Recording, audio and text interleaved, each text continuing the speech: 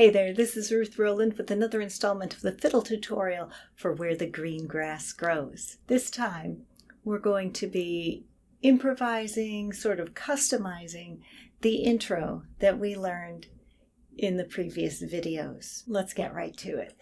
The first opportunity for customization is in the beginning, and we've already had two versions of the beginning in the intro. This one and this one. And there are several more variations you could make with just those notes.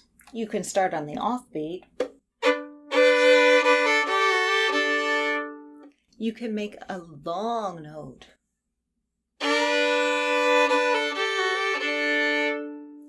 You can do a long note starting on the offbeat. And you can do the shuffle bowing, which is basically big, little, like this. And there's also two slides in one bow. He slides his finger up to the note like we do in the beginning, and then slides it back and forward right away. So all on the same bow, so it sounds like this. With any of these, you can sneak in a little open A before the first finger. Any piece of the fiddle part can be played either on single strings or with the drone. And there's opportunity at the ends of the chunks for improvisation or making stuff up. And when you do that, you want to stay with the G scale. We are using the D string and the A string, so G scale. Also, the notes below the G. So we have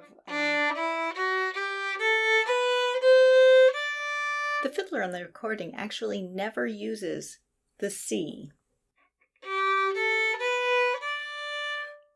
So those are the notes we're left with.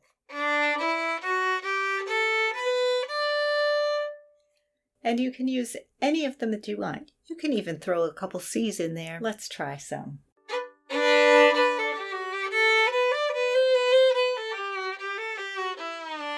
That sounded very different from anything on the recording, but I kind of liked it. Also, you should feel free to mix and match any of the chunks.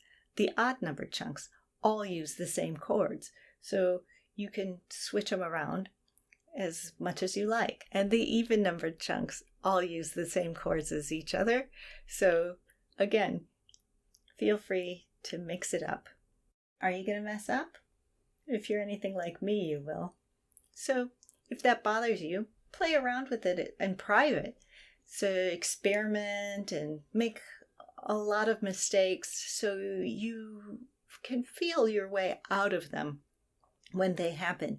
I'm not going to promise that if you practice enough you won't make mistakes, but you'll figure out how to get out of them more easily and they'll bother you less. Leave a note in the comments telling me whether you like to be spontaneous when you play or whether you prefer to play things the same way every time.